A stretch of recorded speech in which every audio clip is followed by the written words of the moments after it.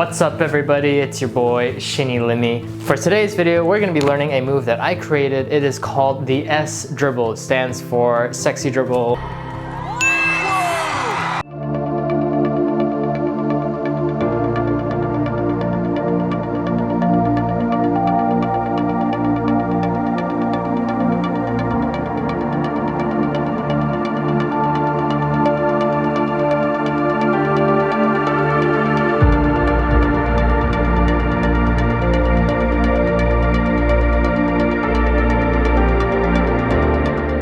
It was heavily inspired by the Anaconda Dribble by M.O.R.P.H. If you want to learn it, I believe the Verts teach it on YouTube, and I know Chris Ramsey just recently taught it as well on his YouTube channel, so go ahead and check it out if you want to learn the Anaconda Dribble. But the S Dribble is, I believe it's a little bit easier, especially if you already know how to do the regular dribble. But before we go into the move, as some of you may have seen, I recently was on the AGT leaked video. They leaked the second performance of my judge cuts. Now I know some of you are saying, what happened to the entire act and why does it sound so weird? Well, they had to cut half of the act away, unfortunately, because it's too long. And because of TV time, they only allow about 3 to 4 minutes.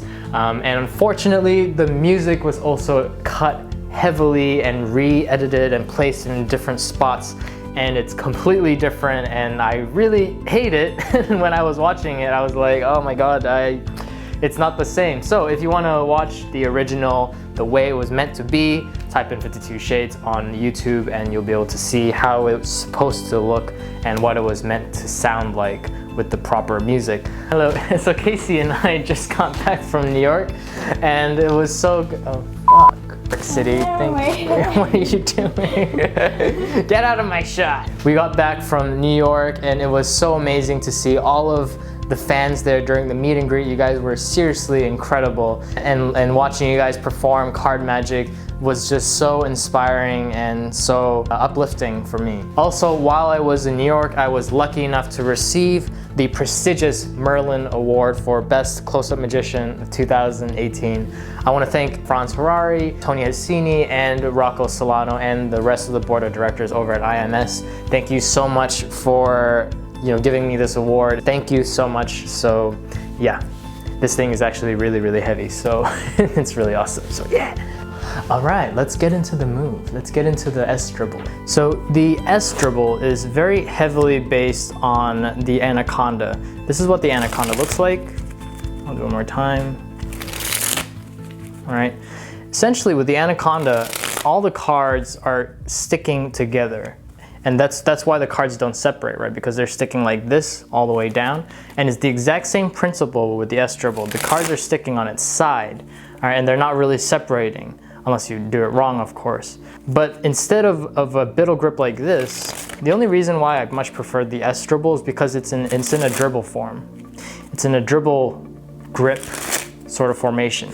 And this is what it is. It's the grip looks like this.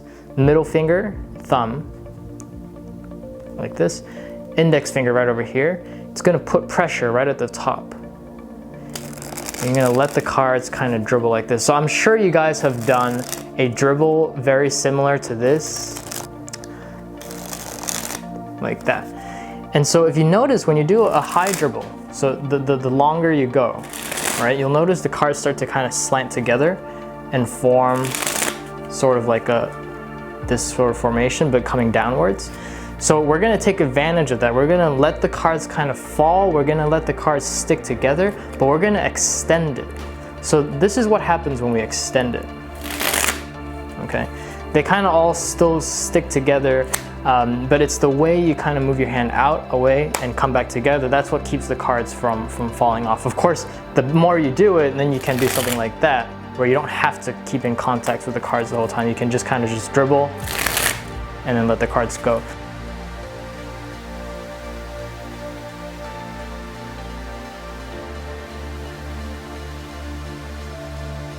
Essentially, this is a very long dribble. I'm doing the exact same motions as a regular dribble.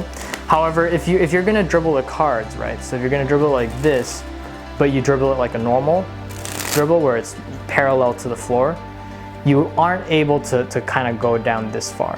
That's not possible.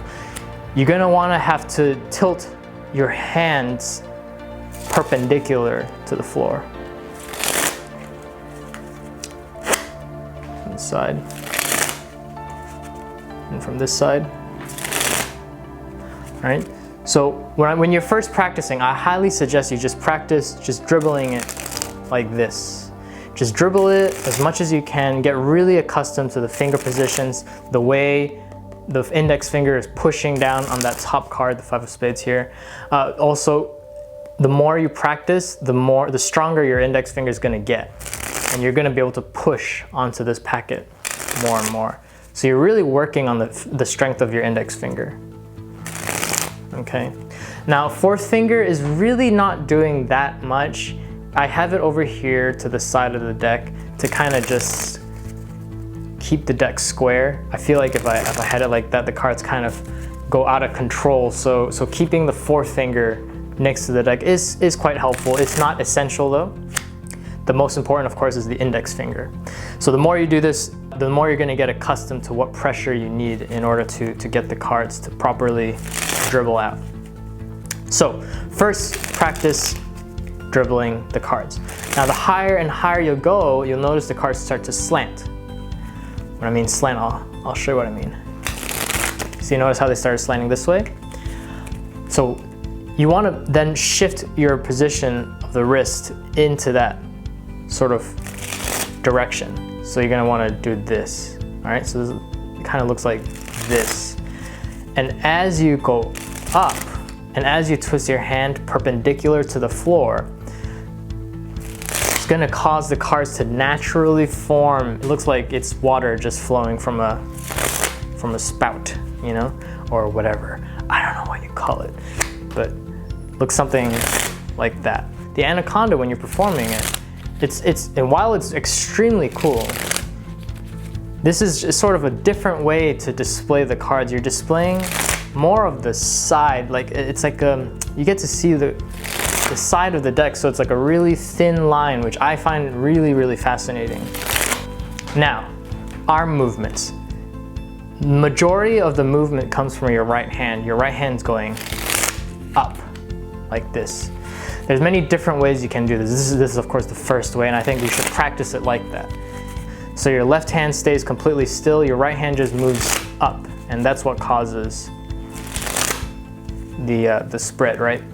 Now, of course, your left hand can then move down as well to make it longer, but when you're first starting out, I recommend just staying there and getting the right hand used to just going up, higher and higher. And as you get better at this, then your left hand can slowly start to move down and down. And when I mean down, I mean like this, like that. So let me step back, that way you can see more of a...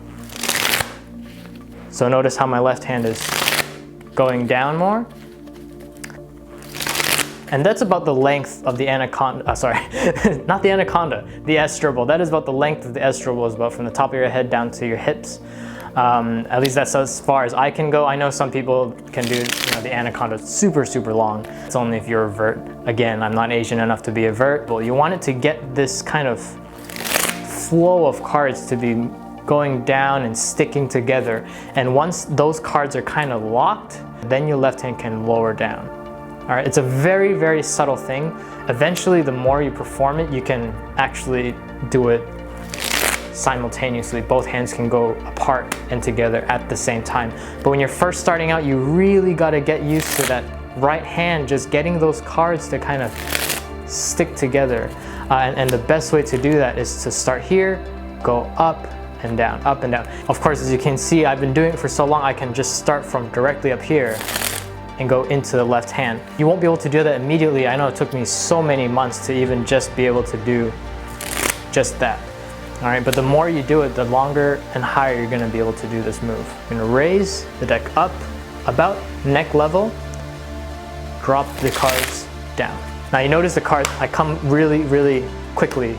If I don't do that, especially when I'm doing a long dribble, like that, once I reach to like 2 or 3 cards to my right hand, if I don't close it immediately, the cards are gonna fall everywhere. So I'll show you what I mean. Like that, all right? I mean, of course, I'm sure some of you will be able to practice it and somehow be able to do it. but for me, I have to kind of come really close. Now with the left hand, the grip, it's very similar to the anaconda. The anaconda, your left hand has to just be as wide as possible, that way it catches all of the cards. And also for the anaconda, your pinky is what's collecting up all the cards. Notice what's happening. So the cards are just landing onto the pinky. With the S Dribble, it's very similar, except it's all 4 fingers are collecting it.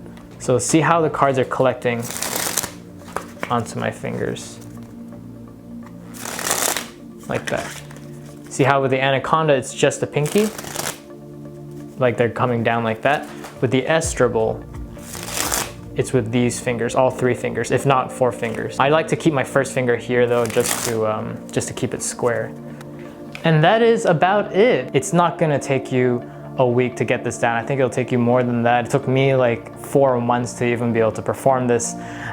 So it is slightly knacky, it's a little bit difficult. However, if you have already done the anaconda, then I think you'll be able to pick this up really, really quickly. You'll be able to understand how the cards stick together and the momentum, because it's very, very similar to the anaconda. Tune in on Tuesday. Oh yeah, and also my episode may or may not be airing this Tuesday, so definitely tune in next week if you live in America. And that was it, that was the S Dribble. Thank you so much for watching it. If you did enjoy the S Dribble, please leave a like. If you haven't subscribed already, hit that subscribe button and comment below on what you want to learn next. My name is Shin, I keep getting it wrong. My name is Shin Lim, and I'll see you guys in the next video. Peace out.